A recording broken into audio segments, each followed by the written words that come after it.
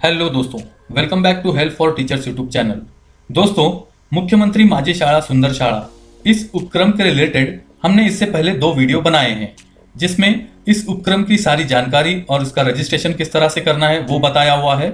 और उसके बाद जो दूसरा वीडियो हमने बताया था, जिसमें जो मुख्यमंत्री माझी शाला सुंदर शाला का डैशबोर्ड है, वहां पे हेडमास्टर का नेम यानी एचएम का नेम जो गलत आ रहा था, उसको कैसे अपडेट करना है, कैसे पासवर्ड रीसेट करना है, उसके बारे में दूसरा वीडियो हमने बनाया था। अगर आपने वो वीडियो नहीं देखा तो इस वीडियो के लास्ट में आपके स्क्रीन पर इसकी लिंक मिल जाएगी, वहां क्लिक करके भी आप वो वीडियो देख सकते हैं। लेकिन आई होप आप सबकी स्कूल लॉगिन से सारी जानकारी ऑनलाइन भरकर हो चुकी होगी और कुछ स्कूलों का तो फाइनलाइज भी हो चुका होगा। लेकिन जो लोगों ने अभी तक फाइनलाइज नहीं किया है या फिर वर्क अभी तक पूरी तरह से कंप्लीट नहीं हुआ है और कंपटीशन में हिस्सा लेने के लिए नहीं बल्कि वर्क को कंप्लीट करना चाहते हैं सिर्फ, तो उनके लिए एक शॉर्टकट तरीका भी है जो इस वीडियो के लास्ट में आपको मैं बताऊंगा। तो वीडियो को लास्ट तक देखते रहिए। आज का जो ये वीडियो है, तो ये वीडियो हम केंद्र प्रमुख यानी क्लस्टर ऑफिसर के लिए बना रहे हैं, जिसमें हम ये देखेंगे कि क्लस्टर लेवल से स्कूलों का जो इवैल्यूएशन करना है, जिसे केंद्र स्तरीय मूल्यांकन कह सकते हैं आप, तो वो होने वाला है।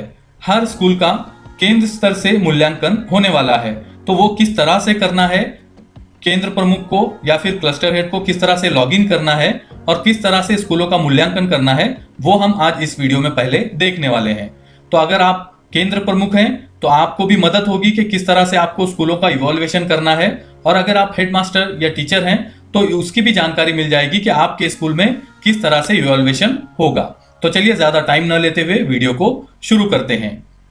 इसी तरह के वीडियोस को आगे देखते रहने के लिए और हमारे नए वीडियोस की नोटिफिकेशन आपके मोबाइल पे पाने के लिए चैनल को सब्सक्राइब कर लीजिए और सामने दिए बेल आइकॉन पे प्रेस करके ऑल नोटिफिकेशन को ऑन कर लीजिए। अब मैं यहाँ पे स्कूल पोर्टल पे आ चुका हूँ। तो मुख्यमंत्री माझी शाला सुंदर शाला, इसका जो मूल्यांकन करना है केंद्र प्रमुख को, तो उसके लिए स्कूल पोर्टल पे आने के बाद अब यहाँ पे यूजर आईडी और पासवर्ड जो है वो उस केंद्र का डालना है जिस केंद्र का आपको मूल्यांकन करना है। यानी जो क्लस्टर हेड है उनका खुद का नहीं डालना है, जिस भी केंद्र का आपको मूल्यांकन करना है उस केंद्र का यूडाइस नंबर, उसका पासवर्ड और कैप्चा डाल के लॉगिन कर लेना है। तो अब मैं यहाँ पे एक केंद्र का लॉगिन कर लेता हूं, फिर वीडियो को कंटिन्यू करता हूं।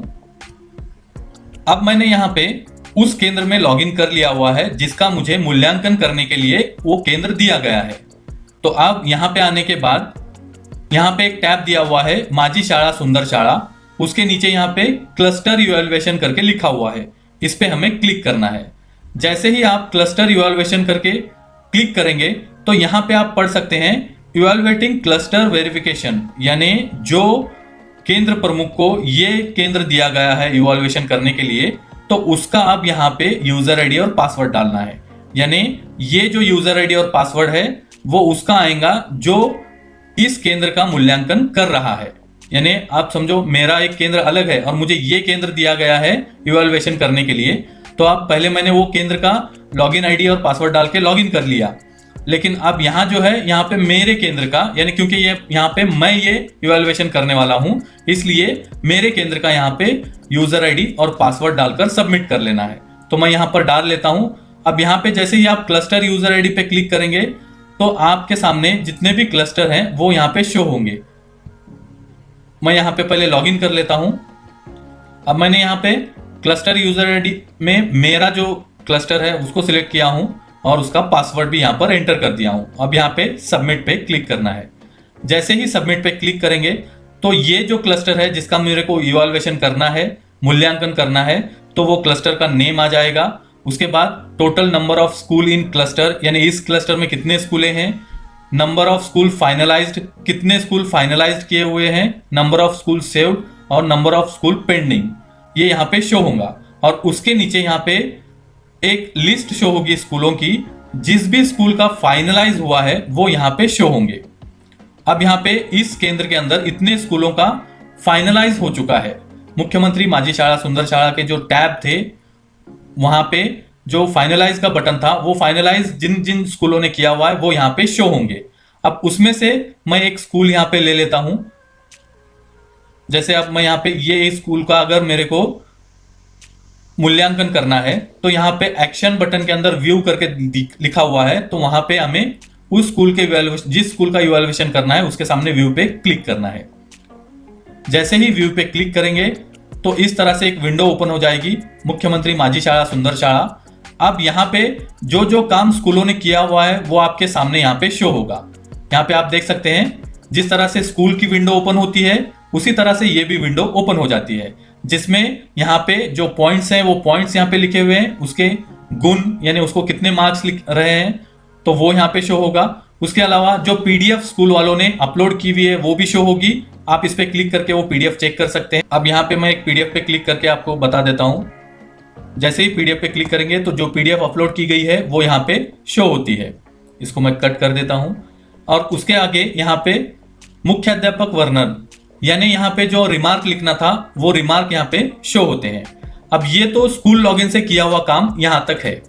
अब हमें जो काम करना है यानी केंद्र प्रमुख को जो काम करना है या फिर जो मूल्यांकन समिति बनाई गई है उसको क्या करना है वो देख लीजिए। अब यहाँ पे है प्राप्त गुण, यानी हर स्कूलों पे विजिट होगी और विजिट होने के बाद में यहाँ पे जो भी उन्होंने भरा हुआ है उसको चेक किया जाएगा, यानी ये सही से ये फोटो, या कभी कभी ऐसे भी होता है कि किसी और के फोटोज गलती से किसी और जगह पे अपलोड हो जाते हैं, तो यहाँ पे जो फोटो अपलोड किए गए हैं वो इसी स्कूल के हैं या नहीं, और जो काम यहाँ पे हुआ है करके बताया गया है वो सच में हुआ है या नहीं वो चेक करेंगे और उसमें से यहाँ पे जितने मार्क्स देने हैं वो यहाँ पे टाइप होंगे। अब जैसे यहाँ पे विद्यार्थी मार्फत वर्ग सजावट व शाळा सजावट, इसके लिए 2 मार्क यहाँ पे दिए हुए हैं। तो अब जो कमेटी आएगी उसको कितने मार्क देने हैं, या तो वो 2 के 2 मार्क्स दे सकते हैं या फिर 1 भी मार्क्स मिल सकता है अगर काम वैसा नहीं होगा तो मैं यहाँ पे 2 के 2 मार्क्स भी लिख देता हूँ।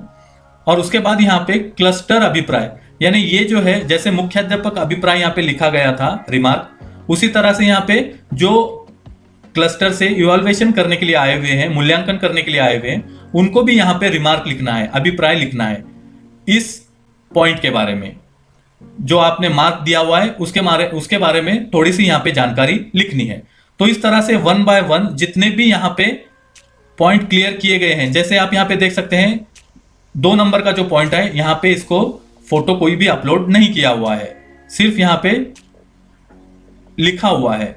तो उस हिसाब से यहाँ पे आप चेक कर लीजिए, अगर मार्क देने हैं कितने देने हैं वो यहाँ पे दे सकते हैं और यहाँ पे अभिप्राय लिखना है। तो इस तरह से 1 बाय 1 पूरा करना है और पूरा करने के बाद यहाँ पे जो है वो टोटल अपने आप होते जाती है। जैसे अब मैंने यहाँ पे ऊपर 2 मार्क दिए थे तो यहाँ पे 2 टोटल में काउंट हो रहा है। अब यहाँ पे मैं 5 मार्क देकर आपको बताता हूँ कि नीचे अब 7 मार्क्स हो जाएंगे।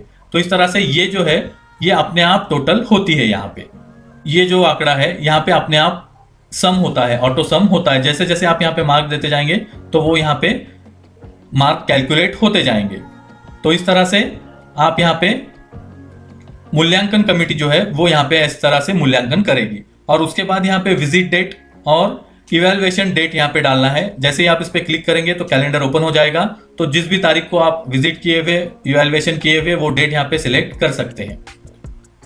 अब ये डेट होने के बाद यहाँ पे क्लस्टर नेम आएगा, यानी जिस क्लस्टर से हम आए हैं इस क्लस्टर में मूल्यांकन करने के लिए, तो कौन से क्लस्टर ने ये मूल्यांकन किया हुआ है वो यहाँ पे शो होता है।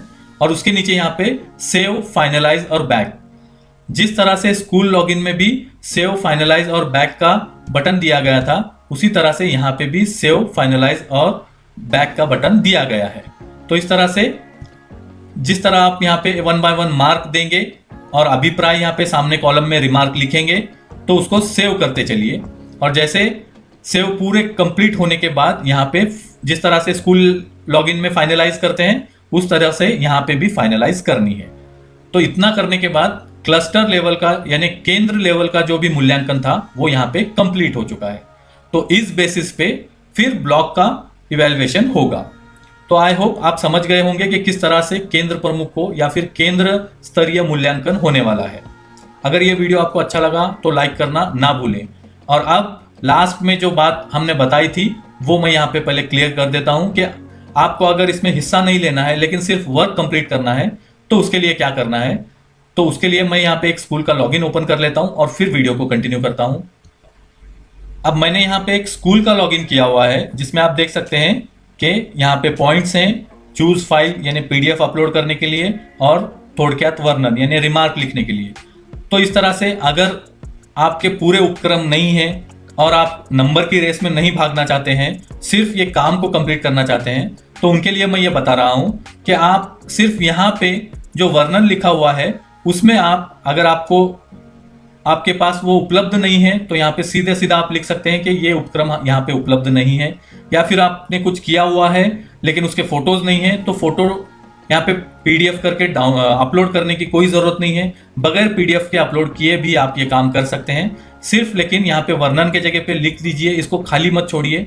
जो भी आप यहाँ पे लिखना चाहते हैं, जैसे कंप्लीट किया था मगर प्रूफ नहीं है, या फिर ये हमारे स्कूल के लिए लागू नहीं है, या ये उपक्रम हमारे पास नहीं है, तो इतना सब सिर्फ यहाँ पे रिमार्क के जो भी कॉलम है इसको खाली नहीं छोड़ना है। इसको कंप्लीट भरने के बाद आप यहाँ पे सेव कर दीजिए और फाइनलाइज भी कर दीजिए।